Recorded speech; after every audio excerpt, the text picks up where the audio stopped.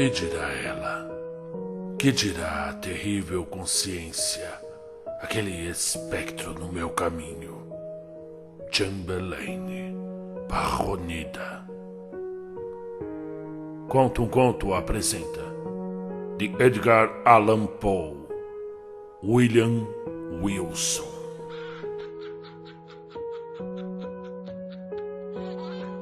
Narração Marcelo Fávaro. Que me seja permitido no momento chamar-me William Wilson. A página em branco que tenho diante de mim não deve ser manchada com o meu verdadeiro nome. Esse nome já tem sido demais objeto de desprezo, de horror, de ódio para minha família.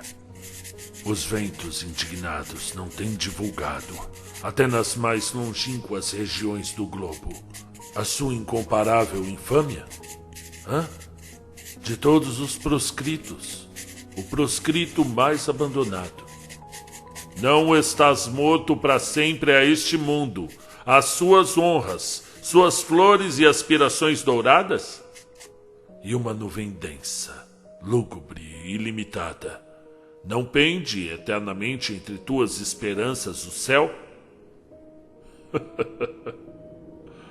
Não desejaria, mesmo que pudesse, terminar hoje, nestas páginas, a lembrança dos meus últimos anos de indizível miséria e crimes imperdoáveis. Esse período recente de minha vida alcançou subitamente um auge de torpeza, da qual quero apenas determinar a origem. Os homens em geral tornam-se vis gradualmente, mas de mim toda virtude se desprendeu num minuto, de repente como um manto. Da perversidade relativamente comum, encontrei-me a passo de gigante, em enormidades maiores que as de Heliogábalo.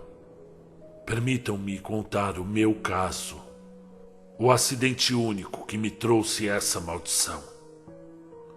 A morte se aproxima, e a sombra que a precede lançou uma influência suavizadora em meu coração. Passando através do sombrio vale, anseio pela simpatia, e ia dizer piedade, dos meus semelhantes. Desejaria persuadi-los de que fui, de certa maneira, o escravo de circunstâncias que desafiaram todo o controle humano. Desejaria que descobrissem para mim, nos detalhes que lhes vou dar, algum pequeno oásis de fatalidade, num deserto de erros. Queria que concordassem, se é que não podem recusar-se a concordar que, embora este mundo tenha conhecido grandes tentações, jamais um homem foi tentado assim e certamente jamais sucumbiu desta maneira. Será por isso que não conheceu os mesmos sofrimentos? Na verdade, não terei vivido um sonho? Não estarei morrendo vítima do horror e do mistério das mais estranhas de todas as visões sublunares? Descendo de uma raça que se distinguiu em todos os tempos por um temperamento imaginativo e facilmente impressionável. E minha primeira infância provou que eu herdara em cheio o caráter da minha família. Avançando em idade, esse caráter desenvolveu-se com mais força, tornando-se por várias razões uma causa de séria inquietação para os meus amigos e de prejuízo positivo para mim mesmo. Tornei-me voluntarioso, dado aos mais selvagens caprichos, fui presa de paixões indomáveis. Meus pais, que eram de espírito fraco e atormentados pelos defeitos constitutivos da mesma natureza, pouco podiam fazer para deter as tendências más que me caracterizavam. Fizeram algumas tentativas fracas, mal dirigidas, que fracassaram completamente e que, para mim, trouxeram um único triunfo. A partir desse momento, minha voz foi uma lei doméstica e numa idade em que poucas crianças deixam de obedecer à disciplina, fui abandonado ao meu livre-arbítrio e tornei-me senhor de todas as minhas ações, exceto de nome.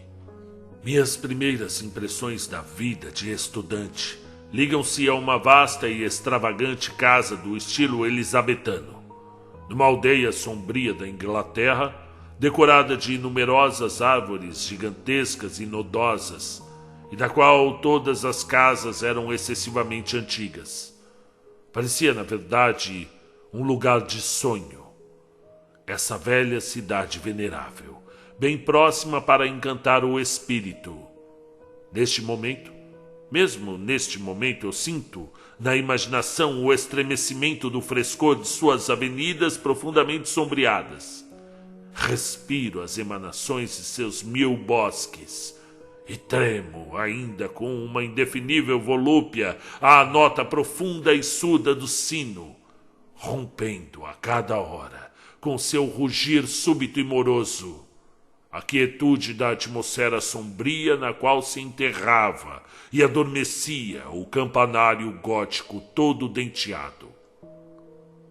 Encontro talvez tanto prazer quanto me é possível experimentar ainda, demorando sobre essas minuciosas recordações da escola e dos meus sonhos. Mergulhado como me encontro na desgraça, a infelicidade, ai de mim, por demais real. Espero que me perdoem procurar um alívio, bem leve e bem curto, nesses detalhes pueris e divagantes. Aliás, embora absolutamente vulgares e risíveis em si mesmos, esses acontecimentos tomam em minha imaginação uma importância circunstancial, devido à sua íntima relação com os lugares e a época onde agora distingo as primeiras advertências ambíguas do destino, que desde então me envolveu tão profundamente na sua sombra. Sim, a sombra do destino. Deixem-me recordar. A casa, como eu disse, era velha e irregular. Os terrenos vastos e um alto e sólido muro de tijolos, coroado por uma camada de cimento e de vidro quebrado, rodeando-os. Essa fortificação, digna de uma prisão, formava o limite de nosso domínio.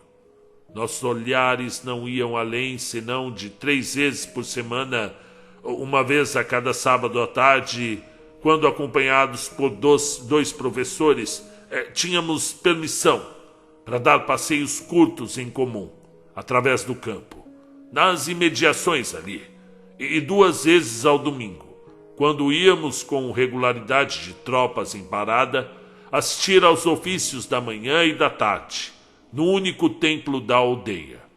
O diretor de nossa escola era o pastor dessa igreja. Com que profundo sentimento de admiração e perplexidade eu costumava contemplá-lo, de nosso banco afastado na tribuna, quando subia para o púlpito, com um passo solene e lento.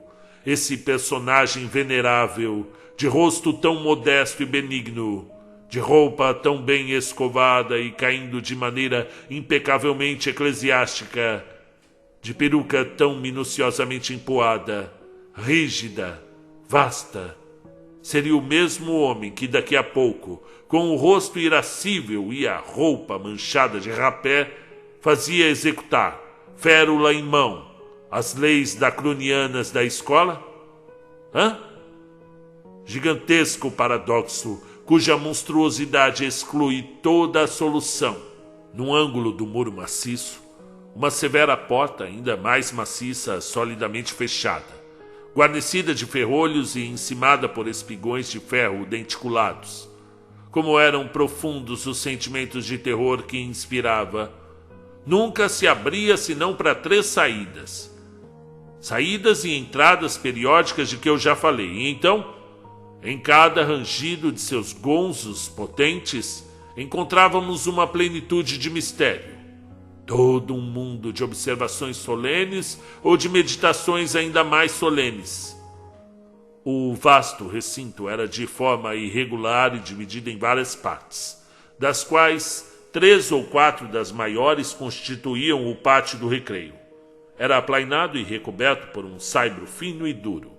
Lembro-me bem de que não continha árvores, nem bancos, nada de semelhante. Naturalmente ficava situado atrás da casa. Diante da fachada, estendia-se um pequeno terraço plantado de buchos e outros arbustos. Mas não atravessávamos esse recanto sagrado senão em raras ocasiões. Por exemplo, o dia da chegada à escola, o dia da partida definitiva, ou então quando um parente ou amigo nos mandava chamar e seguíamos alegremente para a casa paterna, nas férias de Natal ou de verão. Mas a casa, que estranha e antiga construção. Para mim, que verdadeiro palácio encantado.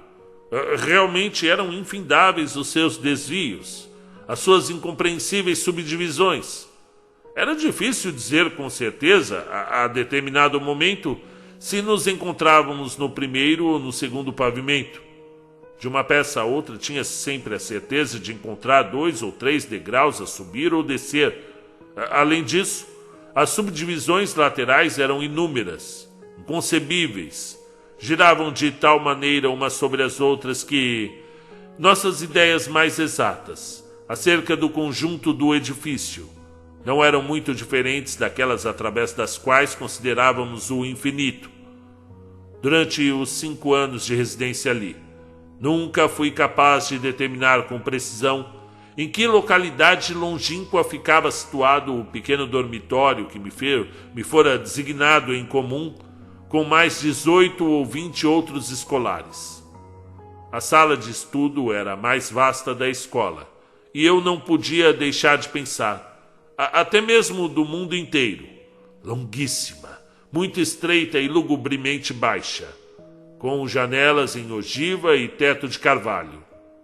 Num canto afastado, de onde emanava o terror, havia um recinto quadrado, de 8 a 10 pés, representando o sanctum durante horas do nosso diretor, o reverendo Dr. Bransby.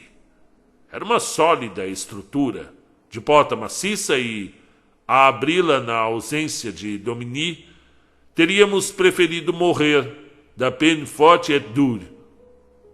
Em outros 2 ângulos, 2 recintos análogos, muito menos reverenciados, sem dúvida, mas ainda assim de um terror bastante considerável. Um era a cátedra do mestre de humanidades e o outro a do professor de inglês e matemática. Espalhados através da sala, inúmeros bancos e cadeiras terrivelmente carregados de livros maculados pelos dedos e cruzando-se numa irregularidade sem fim, negros, antigos, devastados pelo tempo, tão marcados de letras iniciais e nomes inteiros, figuras grotescas e outras inúmeras obras-primas da faca, que haviam perdido um pouco da forma original que lhes fora designada em dias muito antigos. Bem, numa extremidade da sala encontrava-se um enorme balde cheio d'água, e na outra um relógio de prodigiosa dimensão. Encerrado entre os muros maciços desta escola venerável, passei, contudo, sem tédio ou repulsa, os anos do 3º lustro de minha vida. O cérebro fecundo da infância não exige um mundo exterior de incidentes para o ocupar e divertir, e a monotonia, aparentemente lúgubre, da escola era repleta de excitações mais intensas do que todas as que eu tive na juventude, mas amadurecida. Exigiu a volúpia ou a minha virilidade ao crime. Entretanto, julgo dever dizer que o meu primeiro desenvolvimento intelectual foi em grande parte pouco comum, até mesmo outré. Em geral, os acontecimentos da existência infantil não deixam sobre a humanidade, chegada à idade madura, uma impressão bem definida. Tudo é sombra, cinza e débil, e irregular recordação, confusão de fracos prazeres e desgostos fantasmagóricos. Comigo isso não aconteceu. Devo ter sentido em minha infância, com a energia de um homem feito, tudo o que eu encontro hoje gravado na memória em linhas tão vivas, tão profundas e duráveis como os enxergos das medalhas cartaginesas. E contudo, de fato, do ponto de vista comum do mundo, como havia lá tão pouca coisa para relembrar, o despertar de manhã, a ordem para deitar-se, as lições a aprender, os recitativos, as meias sérias periódicas e os passeios, o pátio de recreio com suas disputas, seus passatempos, suas intrigas, isso tudo, por uma magia psíquica desaparecida, continha em si um desvario de sensação, um mundo rico de incidentes, um universo de emoções variadas e de excitações das mais apaixonadas e embriagadoras. Oh, les bons tempos que ce siècle de feu. Na realidade, minha natureza ardente, entusiasta, imperiosa fez de mim, dentro em pouco e entre meus camaradas, um caráter marcado. E pouco a pouco, naturalmente, deram-me um ascendente sobre todos os que não eram mais velhos do que eu. Sobre todos, exceto um. Era um aluno que, sem qualquer parentesco comigo, tinha o mesmo nome de batismo, o mesmo nome de família. Uma circunstância pouco notável em si, porque meu nome, malgrado a nobreza de minha origem, era um desses nomes vulgares que pareciam ter sido, desde os tempos imemoriais, por direito de prescrição, a propriedade comum da multidão. Nessa narrativa dei a mim mesmo o nome de William Wilson, fictício, porém não muito distante do verdadeiro. Meu homônimo somente entre os que, segundo a fraseologia da escola, compunham a nova classe, ousava rivalizar comigo nos estudos, nos jogos e nas discussões do recreio, recusar uma crença cega em minhas assertivas e uma submissão completa à minha vontade, em suma, contrariar minha ditadura, em todos os casos possíveis. Se jamais existiu sobre a terra um despotismo supremo e sem reservas, é bem despotismo de um menino de gênio sobre as almas menos enérgicas que seus camaradas. A rebeldia de Wilson era para mim uma origem do maior constrangimento, tanto mais que, apesar das bravatas com que eu julgava ter dever tratá-lo publicamente, a ele e às suas pretensões, sentia no íntimo que Wilson me intimidava, e não podia deixar de considerar a equanimidade que mantinha tão facilmente diante de mim como a prova de uma verdadeira superioridade, pois havia de minha parte um esforço perpétuo para não ser dominado. E contudo, bem, essa superioridade, ou antes igualdade, não era verdadeiramente conhecida senão por mim. Nossos camaradas, por uma inexplicável cegueira, nem mesmo pareciam desconfiar disso.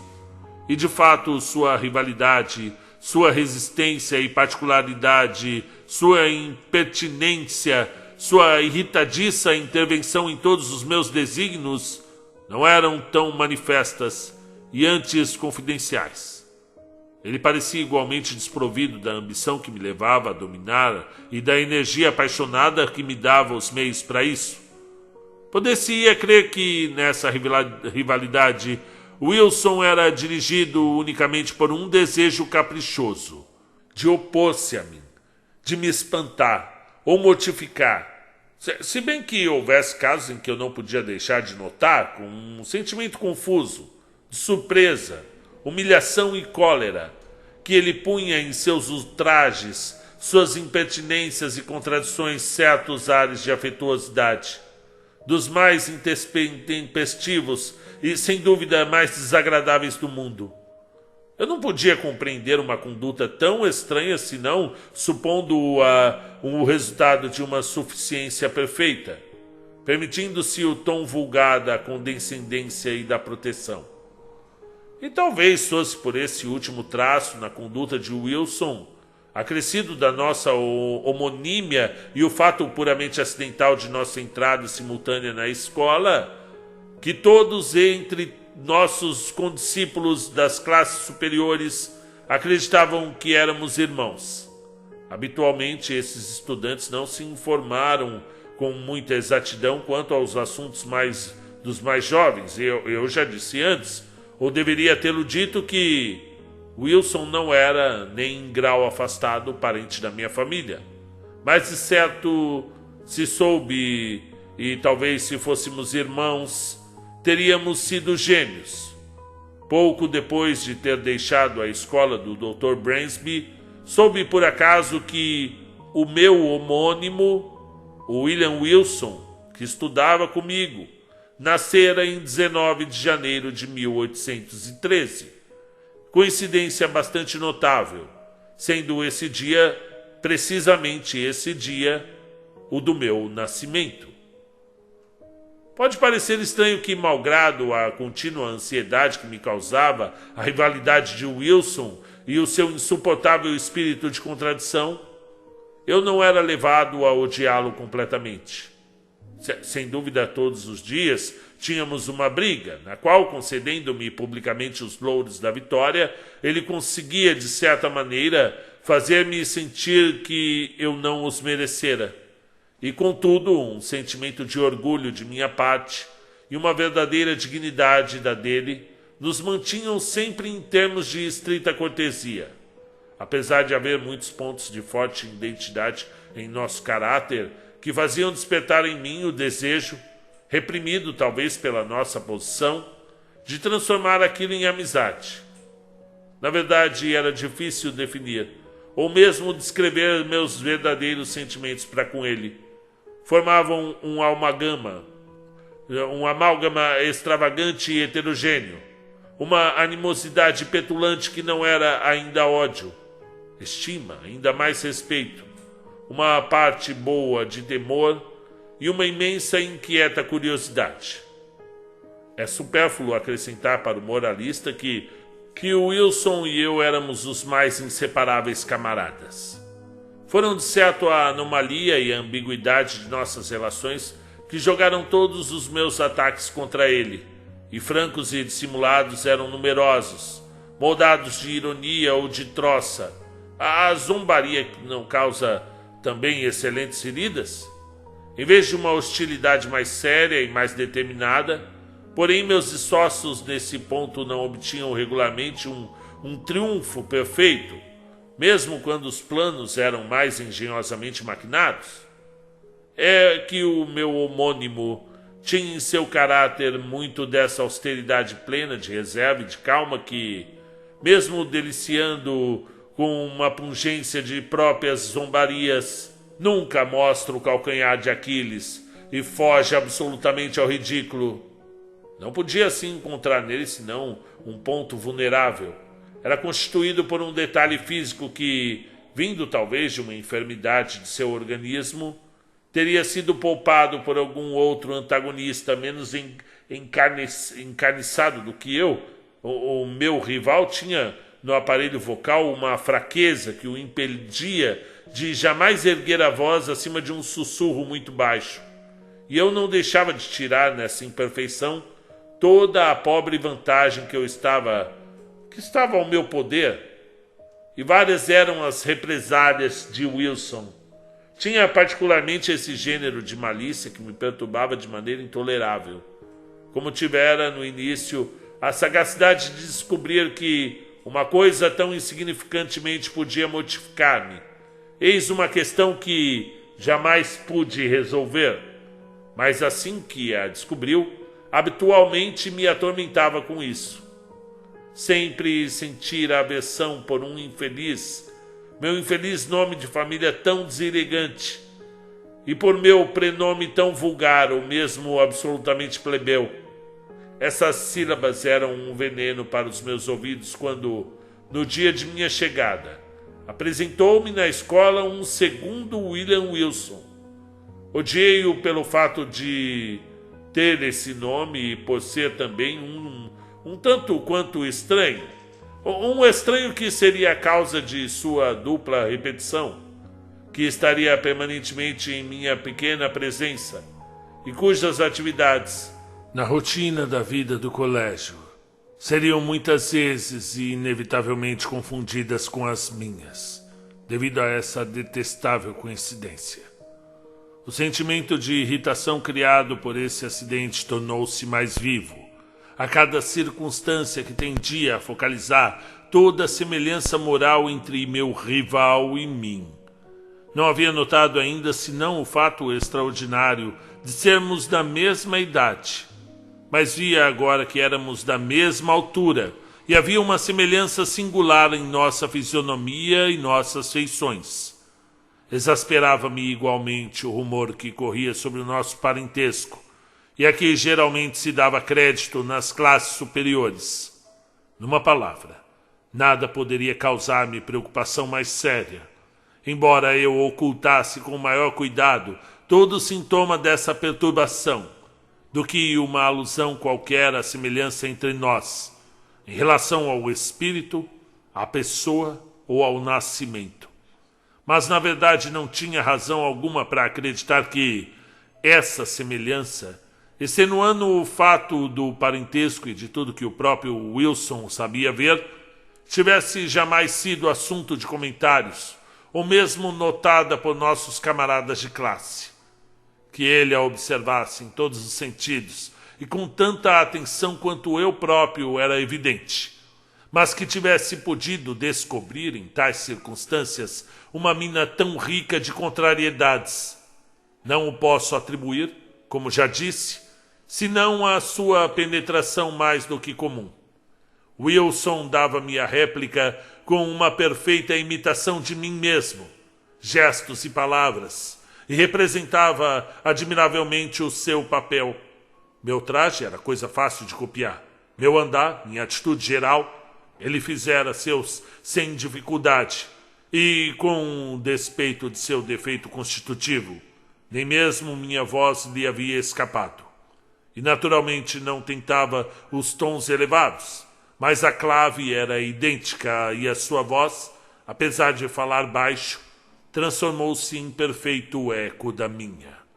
Bom, a que ponto esse curioso retrato, porque não posso chamá-lo propriamente uma caricatura, me atormentava, é o que nem ouso tentar dizer. Não me restava senão um consolo. É que a imitação, segundo me parecia, era notada apenas por mim, e que eu tinha simplesmente de suportar os sorrisos misteriosos e estranhamente sarcásticos do meu homônimo, satisfeito de haver produzido em seu coração o efeito desejado. Parecia expandir-se em segredo sobre a ferida que me infligira e mostrar um desdém singular pelos aplausos públicos que os sucessos de sua engenhosidade lhe teriam facilmente conquistado. E como era possível que nossos camaradas não adivinhassem o seu desígnio, não vissem sua realização e não partilhassem de sua alegria zombeteira? Foi isso, durante muitos meses de inquietação, um mistério insolúvel para mim. Talvez a gradação de sua cópia não fosse logo percebível, ou antes, eu devia minha insegurança ao ar da maestria do copista, que desdenhava a letra, coisa que os espíritos obtusos logo notam numa pintura, e não dava senão o perfeito espírito do original, para minha maior admiração e pesar. Já falei várias vezes do desagradável ar de proteção que assumira para comigo e da sua frequente e oficiosa intervenção em minha vontade. Essa intervenção tomava muitas vezes a forma desagradável de um conselho, que não era dado abertamente, mas sugerido, insinuado.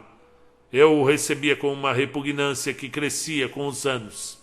Contudo, nossa época já longínqua, quero fazer-lhe a justiça estrita de reconhecer que não me lembro de uma só vez em que as sugestões do meu rival tivessem pactuado com os erros e loucuras tão comuns em sua idade, geralmente destituída de maturidade e experiência, que o seu senso moral, ou seu talento e sua prudência mundana era muito mais fina do que a minha, e hoje eu seria um homem melhor se não tivesse sempre recusado os conselhos daqueles sussurros significativos que me causavam, então, tão somente ódio cordial e amargo desprezo, e por isso tornei-me extremamente rebelde à sua odiosa vigilância e detestava cada vez mais abertamente o que considerava sua intolerável arrogância. Já disse que, nos primeiros anos de nossa camaradagem, meus sentimentos para com ele poderiam facilmente ter se transformado em amizade. Mas durante os últimos meses da minha permanência na escola, embora sua habitual intromissão tivesse diminuído bastante, meus sentimentos, numa proporção quase semelhante, tinham se inclinado para o verdadeiro ódio. Eu odiava-o. Certa ocasião, ele o percebeu, presumo, e desde então me evitou, ou fingiu evitar-me.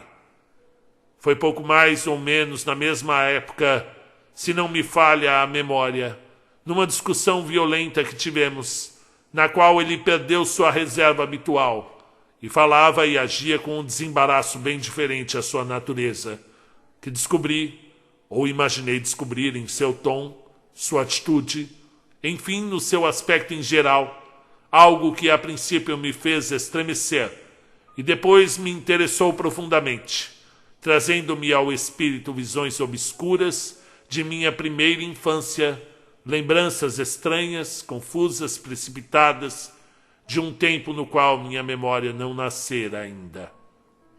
Bem, não poderia definir melhor a sensação que me dominou, senão dizendo que me era difícil libertar-me da ideia de já haver conhecido a pessoa que se encontrava diante de mim, em alguma época muito longínqua, em algum ponto do passado, mesmo que infinitamente remoto. Contudo, essa sensação esvaiu-se tão rapidamente como veio, e não a menciono aqui senão para assinalar o dia do último encontro que eu tive com o meu singular homônimo, com suas inumeráveis subdivisões. A velha e vasta casa tinha vários e amplos aposentos, que se comunicavam entre si e serviam de dormitório à maioria dos alunos. Havia, contudo, como seria inevitável, num edifício tão impropriadamente planejado, uma porção de cantos e recantos, fragmentos e aberturas da construção, que a engenhosidade do Dr. Bransby transformara também em dormitórios. Eram, porém, simples compartimentos, que só poderiam acomodar uma pessoa. Um desses pequenos quartos era ocupado por Wilson. Uma noite, ao fim do meu 5º ano da escola, e imediatamente após a discussão de que falei, aproveitando um momento em que todos dormiam, levantei-me e, com uma lâmpada na mão, dirigi-me através de um labirinto de corredores estreitos, do meu quarto ao do meu rival. Havia muito planejara pregar-lhe uma peça de mau gosto. Até então, mas eu sempre fracassava, porque tive depois a ideia de pôr o meu plano em prática e resolvi fazê-lo sentir toda a força da maldade de que estava possuído. Cheguei à porta de seu cubículo e entrei sem fazer ruído, deixando à porta a lâmpada com um abajur. Avancei um passo e escutei o som de sua respiração tranquila. Convencido de que dormia profundamente, voltei à porta. Peguei a lâmpada e aproximei-me novamente da cama. Como os cortinados estavam cerrados, abri-os de leve e lentamente para a execução do meu plano.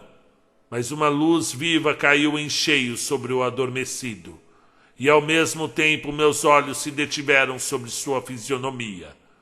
Olhei, e um entorpecimento, uma enregelante sensação penetraram instantaneamente em todo o meu ser. Meu coração palpitou, os joelhos vacilaram, toda a minha alma foi tomada de um horror intolerável e inexplicável. Arquejando, baixei a lâmpada até quase encostá-la no meu rosto. Seriam mesmo as feições de William Wilson? Vi, sem dúvida, que eram os meus traços, mas tremia como que tomado de um acesso de febre, imaginando o que não eram. Que haveria, pois, neles para me confundir a tal ponto? Eu o contemplava e em meu cérebro girava em torno de milhares de pensamentos incoerentes. Ele não me aparecia assim, seguramente não parecia tal, nas horas ativas de sua vida acordado. O mesmo nome, Os mesmos traços. A entrada na escola no mesmo dia. E ainda, essa odiosa e inexplicável imitação de minhas maneiras, no meu andar, na voz e no costume. Estaria, na verdade, nos limites da possibilidade humana que aquilo que eu vi agora fosse simples resultado desse hábito de imitação sarcástica e, tomado de horror, estremecendo, apaguei a lâmpada. Saí silenciosamente do quarto e deixei imediatamente o recinto da velha escola para nunca mais voltar. E após o lapso de alguns meses vividos na casa dos meus pais, em ociosidade absoluta, fui mandado para o colégio de Eton. Esse breve intervalo fora suficiente para enfraquecer em mim a recordação dos acontecimentos na escola Bransby, ou pelo menos operar uma mudança notável na natureza dos sentimentos que essas lembranças me causavam. A realidade, o lado trágico do drama não existiu mais. Encontrava agora alguns motivos para duvidar do testemunho dos meus sentidos, e raramente me lembrava da aventura, sem admirar-me de quão longe pode ir a credulidade humana, e sem sorrir da prodigiosa força de imaginação que eu havia herdado de minha família. E a vida que eu levava em Eton não era de molde a diminuir essa espécie de ceticismo. Um turbilhão de loucura em que mergulhei imediatamente, e sem reflexão, tudo varreu, exceto a lembrança de minhas horas passadas, absorvendo imediatamente todas as impressões sólidas e sérias, não deixando em minha lembrança senão as leviandades de minha existência anterior. Eu não tenho, contudo, a intenção de descrever aqui a trajetória dos meus infames desregramentos que desafiaram as leis e iludiam a vigilância. 3 anos de loucuras, gastos sem proveito, só poderiam ter me dado hábitos de vício, enraizados e haviam aumentado de maneira quase anormal o meu desenvolvimento físico. Um dia, após semana inteira de dissipações embrutecedoras, convidei um grupo de estudantes, dos mais dissolutos, para uma orgia secreta em meu quarto. Reunimos-nos a uma hora avançada da noite, porque a nossa orgia devia prolongar-se religiosamente até de manhã. O vinho corria livremente e outras seduções, muito mais perigosas, talvez, não haviam sido negligenciadas. Tanto que, quando o alvorecer empalideceu o céu no Oriente, nosso delírio e nossas extravagâncias tinham atingido o auge. Furiosamente exaltado pelas cartas e pela bebida, insistia em fazer um brinde estranhamente indecente, quando minha atenção foi subitamente distraída por uma porta que se abria, violentamente, e pela voz precipitada de um criado. Disse que uma pessoa, que parecia ter muita pressa, pedia para falar comigo. Loucamente excitado pelo vinho, essa interrupção causou-me mais prazer do que surpresa. Precipitei-me cambaleando e após alguns passos encontrei-me no vestíbulo da casa. Nessa sala baixa e estreita não havia nenhuma lâmpada e a única luz que ali entrava era do alvorecer, muito fraca, que se infiltrava através da janela semicircular. Pisando na soleira, distingui um rapaz pouco mais ou menos da minha altura, vestindo um roupão de casimira branca talhado à moda do dia, como o que eu usava naquele momento. A luz fraca me permitiu ver tudo isso, mas os traços do rosto não pude distinguir. Mal entrei, e ele se precipitou para mim e, segurando-me o braço com um gesto imperativo de impaciência, murmurou em meu ouvido as palavras: William Wilson. Num segundo, tornei-me absolutamente sóbrio, pois havia na maneira do estranho, no tremor nervoso do seu dedo, que erguera entre os meus olhos e a luz, qualquer coisa que me causou um espanto completo.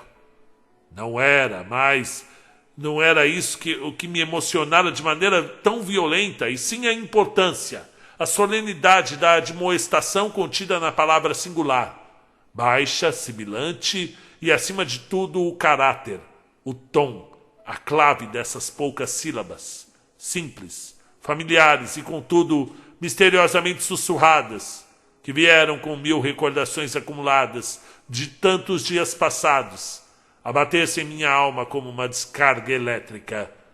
E antes que eu pudesse recobrar os sentidos, ele havia desaparecido. Bem, embora o fato produzisse, sem dúvida, um efeito muito vivo sobre a minha imaginação desregrada, esse efeito tão vivo, contudo, se foi em breve esvaindo. Na verdade, durante várias semanas, vivi entregue a investigações mais sérias, ou envolvido numa nuvem de mórbida meditação. Não tentava ocultar a mim mesmo a identidade da singular criatura que se imiscuía de maneira tão obstinada em minha vida e me fatigava com os seus conselhos oficiosos. Porém, quem era? Quem era esse Wilson? De onde vinha? Qual era o seu objetivo? Sobre nenhum desses pontos consegui obter resposta satisfatória e constatei somente, em relação a ele, que um acidente súbito em sua família o fizeram deixar a escola do Dr. Bransby na tarde daquele mesmo dia que eu havia fugido. Mas depois de algum tempo, deixei de pensar nisso e minha atenção foi inteiramente absorvida pela partida projetada para Oxford. Ali logo cheguei, pois a irrefletida vaidade dos meus pais me fornecia uma grande pensão anual que me habilitava a entregar-me ao luxo já tão caro ao meu coração, rivalizando em profusão de despesas com os mais elevados herdeiros dos mais ricos condados do país.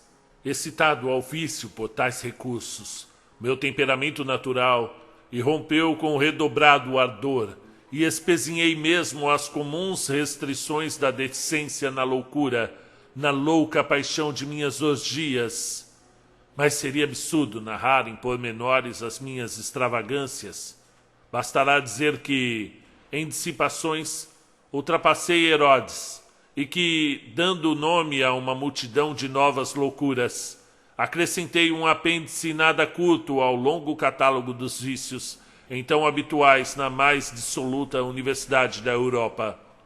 Dificilmente pode ser crido, contudo, que eu tivesse, mesmo ali, caído tão completamente na posição de nobreza a ponto de procurar conhecer as artes mais vis dos jogadores profissionais, tornando-me adepto dessa desprezível ciência, a ponto de praticá-la habitualmente como um meio de aumentar minha já enorme renda à custa de meus colegas fracos de espírito.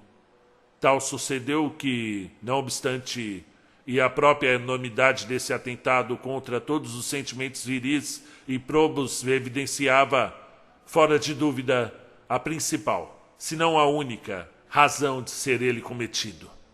Quem, na verdade, entre meus mais dissolutos companheiros, não teria antes duvidado do mais claro testemunho dos meus sentidos, de preferência, a ter suspeitado de que agisse assim o alegre, o franco, o generoso William Wilson, o mais nobre e o mais liberal dos camaradas de Oxford, aquele cujas loucuras, diziam seus parasitas, eram apenas as loucuras da imaginação jovem e desenfreada, cujos erros eram apenas caprichos inimagináveis e cujos vícios negros eram apenas uma extravagância descuidada e magnífica.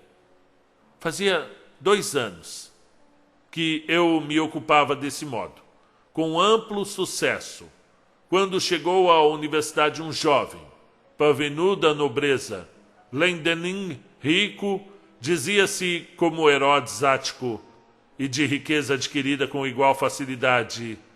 Logo verifiquei que era de intelecto fraco, e naturalmente marquei-o como um digno objeto da minha astúcia.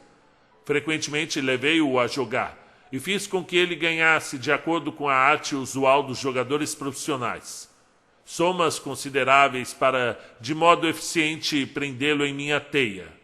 Afinal, estando maduros meus planos, encontrei-o, com a plena intenção de que esse encontro seria final e decisivo, no aposento de um colega, o Sr. Preston, igualmente íntimo de nós ambos, mas que, para fazer justiça, não tinha sequer a mais remota suspeita do meu desígnio.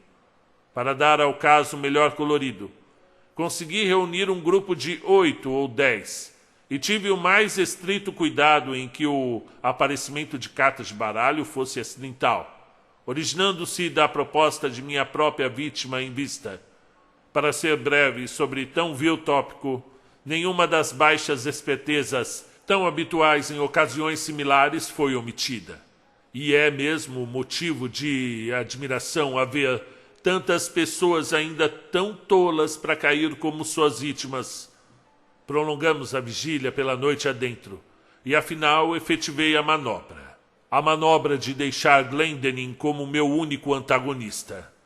O jogo, aliás, era o meu favorito, écarté. Os restantes do grupo, interessados na extensão de nossas apostas, abandonaram suas próprias cartas e ficaram em volta, como espectadores.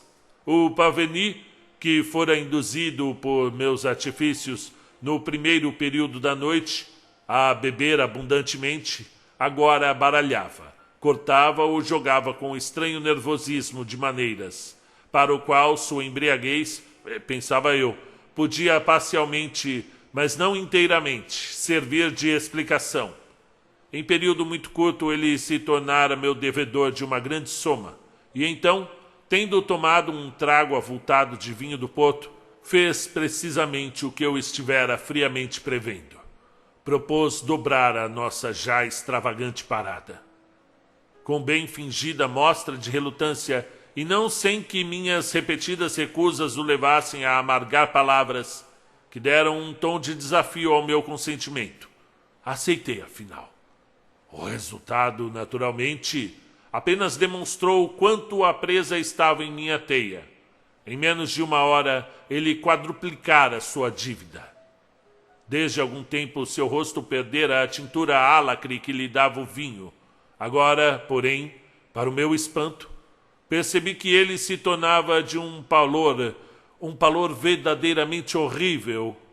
Para meu espanto, digo, Glendinning fora apresentado, em meus intensos inquéritos, como imensamente rico, e as quantias que ele até então perdera, embora em si mesmas vastas, não podiam, supunha eu, aborrecê-lo muito seriamente, e muito menos afligi-lo tão violentamente.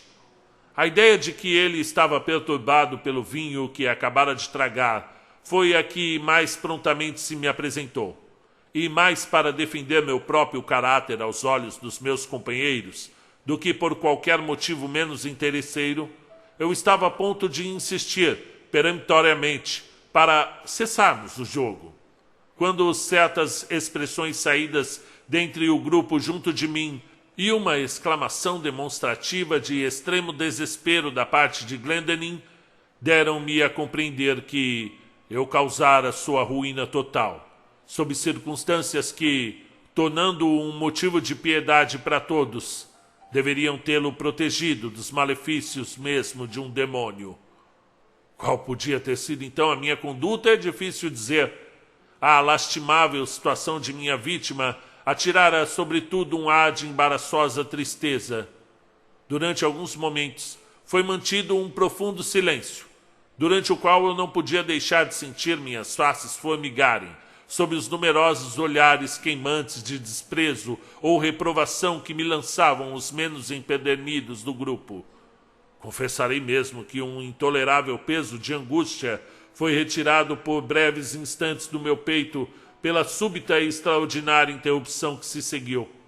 Os pesados e largos batentes da porta do aposento se escancararam, de uma vez só, com tão vigorosa e impetuosa violência que se apagaram, como por mágica, todas as velas da sala. Ao morrerem as luzes, pudemos perceber que um estranho havia entrado, mais ou menos da minha altura, e envolto apertadamente numa capa.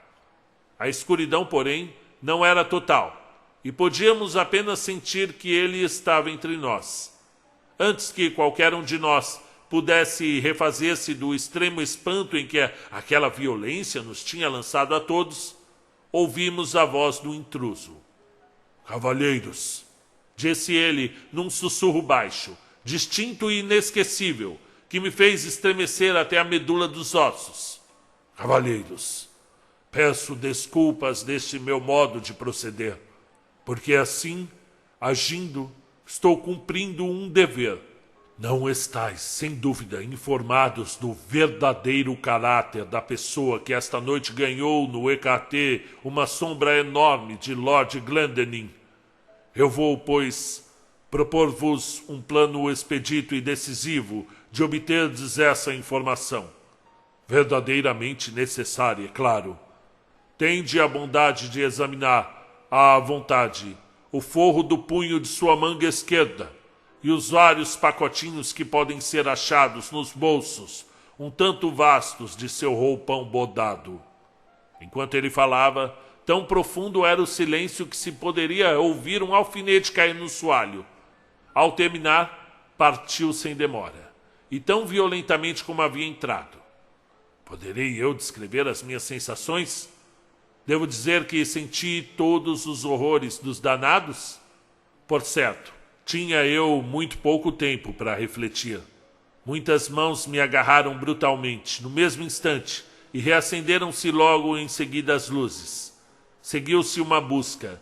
No forro da minha manga foram encontradas todas as figuras essenciais do EKT, e nos bolsos do meu roupão, certo número de baralhos exatamente iguais aos que utilizávamos em nossas reuniões, com a única exceção de que os meus eram da espécie chamada, tecnicamente, arredondé, sendo as cartas de figuras levemente convexas nas pontas e as cartas comuns levemente convexas nos lados.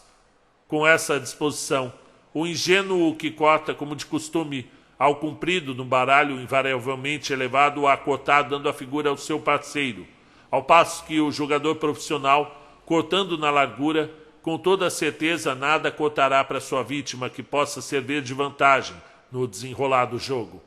Uma explosão de indignação temia afetado menos do que o silêncio de desprezo ou a calma sarcástica com que foi recebida a descoberta.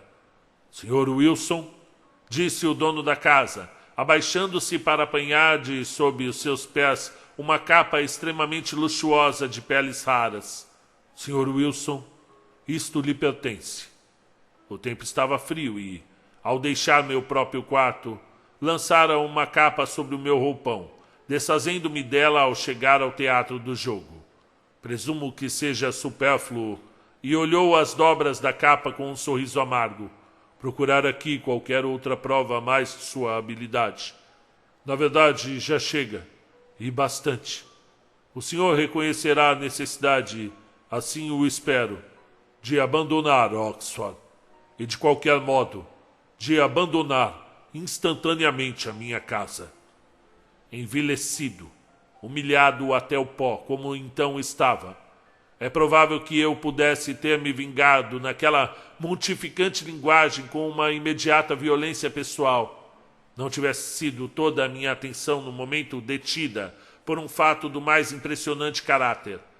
A capa que eu tinha usado era de uma qualidade rara de pele, tão rara e tão extravagante e custosa, não me aventurarei a dizer. Seu corte também era da minha própria e fantástica invenção, pois eu era, em questões dessa frívola natureza, um peralvilho exigente até o grau mais absurdo. Quando, portanto, o Sr. Preston entregou-me aquilo que apanhara do chão, perto dos batentes da porta do aposento, foi com um espanto quase limítrofe do terror que percebi que a minha própria capa pendente já no meu braço, onde sem dúvida a tinha colocado inadvertidamente, e da qual a outra que me apresentavam era apenas a exata reprodução, em todos e até mesmo nos mínimos particulares possíveis. A singular criatura que tão desastrosamente me havia comprometido estivera envolvida, lembrava-me, em uma capa, e nenhuma fora usada absolutamente por qualquer dos membros de nosso grupo, com exceção de mim mesmo. Conservando alguma presença de espírito, tomei a capa que me foi oferecida por Preston, coloquei-a, sem que o percebessem, por cima da minha própria capa. Deixei o aposento com uma resoluta carranca de desafio, e na manhã seguinte, antes mesmo do raiar do dia, iniciei precipitada viagem de Oxford para o continente, num estado de perfeita angústia, horror e de vergonha. E eu fugi em vão.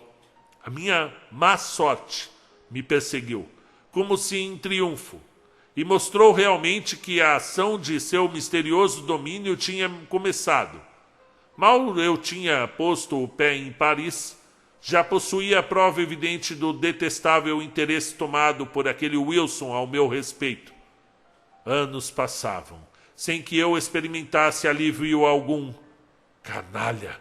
Em Roma, com que inoportuna, embora espectral solicitude, intrometeu-se entre mim e minha ambição ele, em Viena, também em Berlim e em Moscou, onde, na verdade, não tinha eu um amargo motivo de amaldiçoá-lo do íntimo do coração. Da sua inescrutável tirania eu fugia por fim, tomado de pânico, como de uma peste, e até aos confins da terra fugi em vão. E sempre mais. Em secreta comunhão com o meu próprio espírito, perguntava eu, quem é ele? De onde que ele vem? Quais são seus objetivos? Mas nenhuma resposta ali encontrava. E então eu pesquisava com minudente sondagem as formas, os métodos, os traços principais da sua impertinente vigilância. Mas mesmo aí havia muito pouco sobre que basear uma conjectura. Era visível, de fato, que em nenhuma das múltiplas vezes em que tivera recentemente de cruzar meu caminho, o fizera sem ser para frustrar aqueles planos ou perturbar ações que, se plenamente realizadas, teriam resultado em acerbo mal. Pobre justificação esta, na verdade, para uma autoridade tão imperiosamente usurpada. Pobre indenização para os direitos naturais do livre-arbítrio, tão pertinaz e tão insultuosamente negados.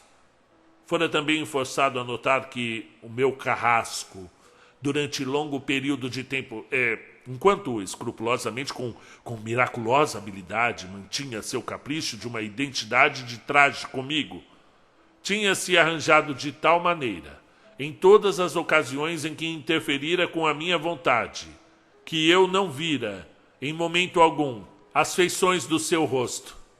Fosse o Wilson quem fosse isto, pelo menos apenas o cúmulo da afetação ou da loucura.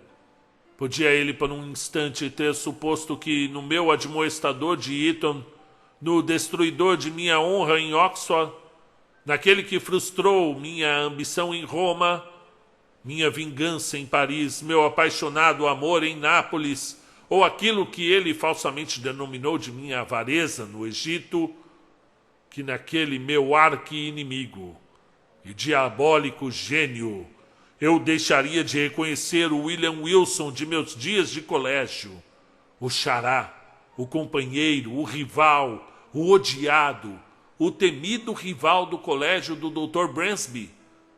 Impossível. Mas apresento-nos a descrever a última e culminante cena do drama. Até então eu sucumbira passivamente àquele imperioso domínio. O sentimento de profundo temor com que habitualmente encarava o caráter elevado, a sabedoria majestosa, a aparente onipresença e onipotência de Wilson, acrescentado mesmo de uma sensação de terror que certos outros traços de sua natureza e de sua arrogância me inspiravam, tinha conseguido, até então, imprimir em mim uma ideia de minha própria fraqueza extrema, o desamparo, e sugerir uma submissão implícita, embora amargamente relutante à sua vontade arbitrária. Mas nos últimos dias, entregara-me inteiramente ao vinho, e sua enlouquecedora influência sobre o meu temperamento hereditário tornou-me cada vez mais insubmisso ao controle. Comecei a murmurar, a hesitar, a resistir, e seria apenas a imaginação que me induzia a acreditar que, com o aumento da minha própria firmeza, a do meu carrasco sofria uma diminuição proporcional.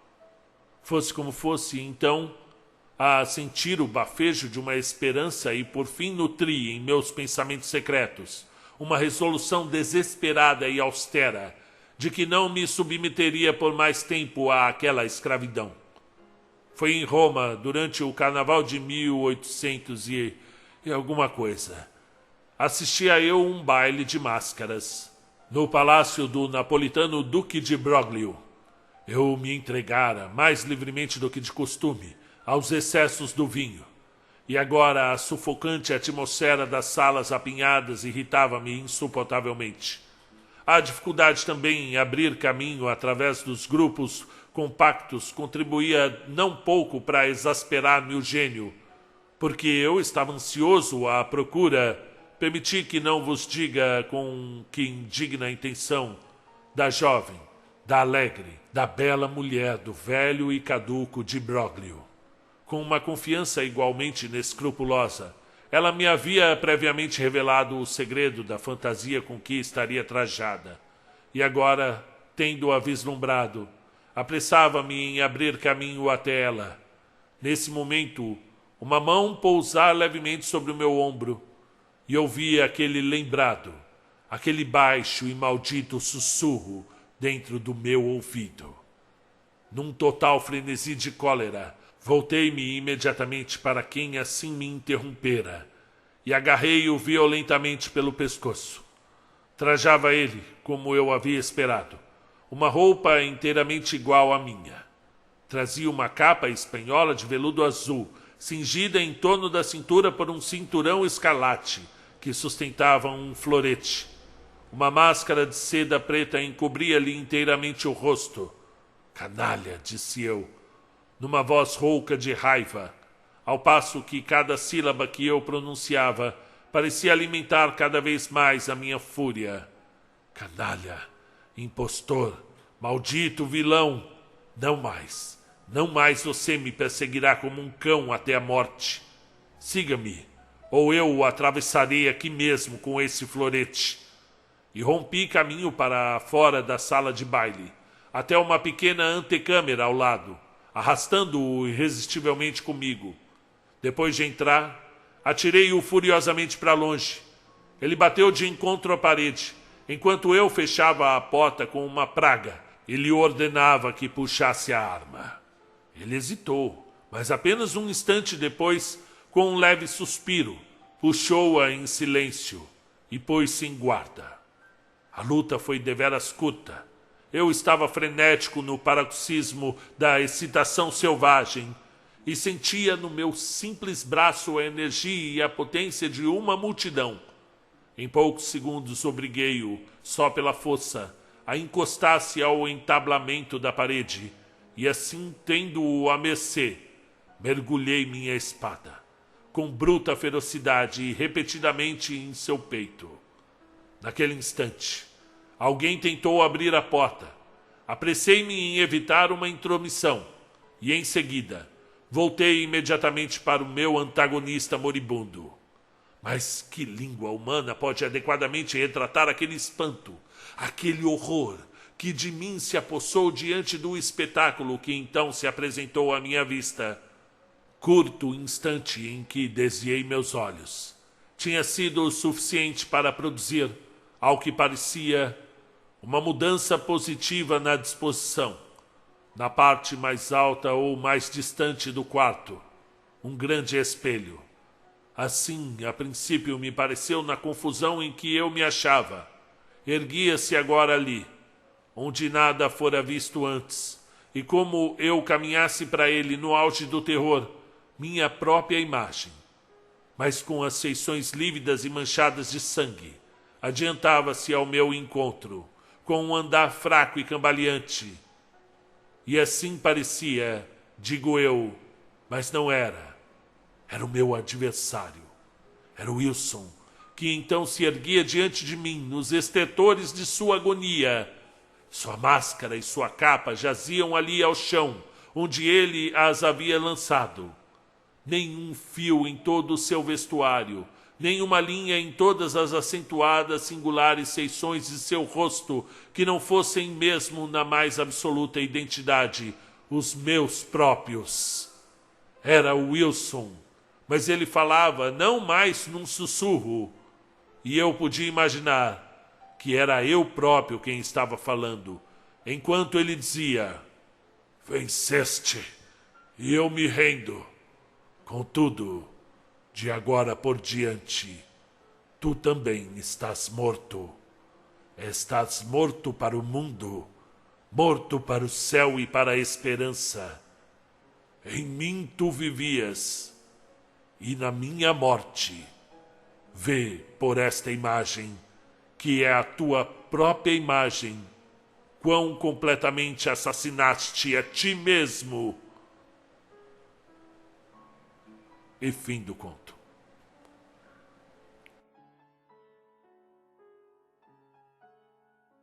William Wilson é um conto de Edgar Allan Poe que contém o cenário baseado na época em que Poe crescia fora de Londres. O conto segue o tema do Doppelganger, deve ser assim a pronúncia, e que na verdade esse Doppelganger é um sósia, ou um duplo não biologicamente relacionado a uma pessoa viva, por vezes retratado como um fenômeno fantasmagórico ou paranormal, e geralmente é visto como um prenúncio de má sorte, ou ainda para se referir ao irmão gêmeo maligno, ou ao fenômeno da bilocação. O que é bilocação? Pode ser definida como o ato de estar em dois lugares distintos ao mesmo tempo. E aí é o ocultismo, o espiritualismo que trata disso aí, ok? A forma mais antiga da palavra desse Doppelganger aí, cunhada pelo romancista Jean Paul em 1796, é aquele que caminha ao lado. E aparece em várias obras literárias, várias obras de ficção científica, né? Bem interessante mesmo, viu? Exemplos na vida real. Isaac Walton afirmou que o poeta metafísico inglês John Donne viu o Doppelganger de sua esposa em Paris em 1617, na mesma noite que sua filha natimorta nasceu. Caramba, rapaz, que interessante esse tema. O dramaturgo alemão Goethe descreveu uma experiência em sua autobiografia na qual ele e o seu duplo se cruzaram a cavalo. Cara, imagina você tá andando ali no metrô, vai. Tá ali no metrô, de repente para um trem ali ao lado do outro, um vindo e outro indo, você olha do outro lado, na outra composição, e vê você ali no outro metrô, vestido igualzinho como você está, um olhando para o outro, assim. Deve ser algo assustador, de verdade. Ó. Tem aí na literatura exemplos desse Doppelganger aí. Eu com certeza estou falando errado, viu, gente? Mas aí eu já falo errado sabendo que eu estou falando errado. É diferente. William Wilson, de 1839... o estranho caso do Dr. Jekyll e o Mr. Hyde, né, o Médico e o Monstro. O retrato de Dorian Gray, do Oscar Wilde. Esse do Médico e o Monstro, do Robert Louis Stevenson. Eu sei que vocês também são fãs. Tem o Diário de um Vampiro aqui. Tem os heterônimos do Fernando Pessoa. Mas aí é outra coisa, né, do Fernando Pessoa. Mas também pode ser, né? Tem o Outsider do Stephen King. Tem Luzes de Setembro, do Carlos Ruiz Zafón. E na TV tem vários, né? Você encontra com você mesmo. Vixe, tem o do Supernatural. Tem o próprio Flash, né? Na segunda temporada, o The Flash. Tem a série Dark, né? A série Dark é que você volta no tempo e o rapaz lá, até esqueci o nome dele, encontra com ele mesmo, mais jovem. Mas aqui a gente está falando de outra coisa, né? William Wilson... é um dos contos que eu mais gosto, está em Histórias Extraordinárias, já foi adaptado várias vezes. É um conto profundamente psicológico, que sonda os limites da alma perdida de um homem. E estamos aí, a gente vai entrando a convite do próprio Edgar Allan Poe dentro da alma corrompida desse homem doente e compartilhando com ele a sua decadência e sua maldade, já que ele não era bonzinho, né? Você vê que o nosso narrador aqui, ele era todo errado, roubava nos jogos, cortejava a mulher do anfitrião e toda vez vinha esse personagem que, por um acaso, tinha a mesma altura que ele, usava as mesmas roupas que ele, e no final era ele, né? Para quem aí, né, não entendeu o final, uma das leituras possíveis é que era ele mesmo que fazia esse lado do seu antagonista, tá bom? Gostaram do conto? Comentem. Se você não comenta, o conto ele fica esquecido ali e não vai chegar para mais pessoas e o canal vai sucumbindo e o tio Marcelo vai ter que arrumar outra coisa para fazer, tá bom? Até a próxima.